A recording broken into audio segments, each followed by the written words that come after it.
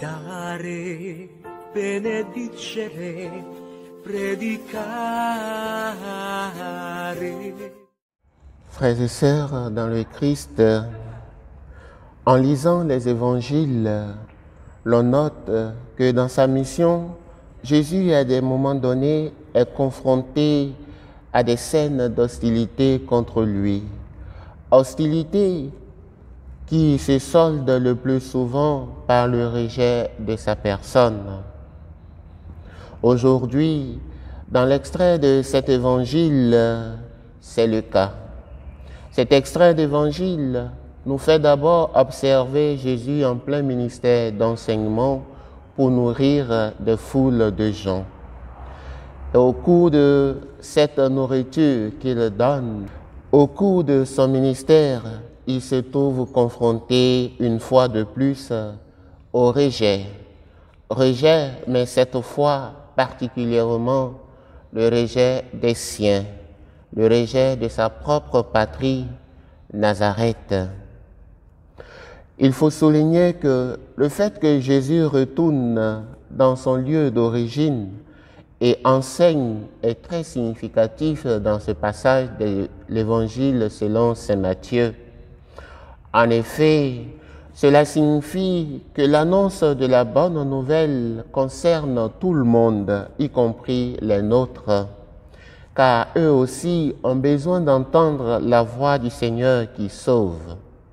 Autrement dit, une chose est de recevoir le Seigneur, une autre est de l'accepter ou non, mais la possibilité de le recevoir est donnée à tous sans exception, même si, aux yeux de ceux qui nous ont vus grandir, il leur paraît difficile de croire à une telle mission spirituelle de notre part.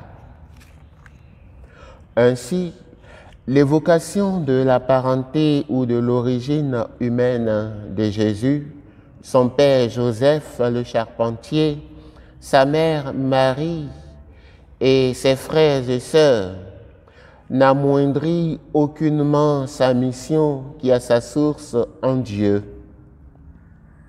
En d'autres termes, on peut bien avoir une origine humaine et accomplir pleinement l'œuvre de Dieu. C'est dire que lorsqu'une personne est choisie par Dieu pour accomplir sa mission, l'œuvre qu'il réalisera est liée à Dieu qui l'envoie. C'est donc la source de sa mission qu'il faut regarder et non sa provenance humaine. Et pour Jésus, bien qu'il ait une famille humaine, cette sagesse et ces miracles qui se réalisent par lui viennent de Dieu et qu'il est sorti de Dieu par l'action de l'Esprit Saint en Marie.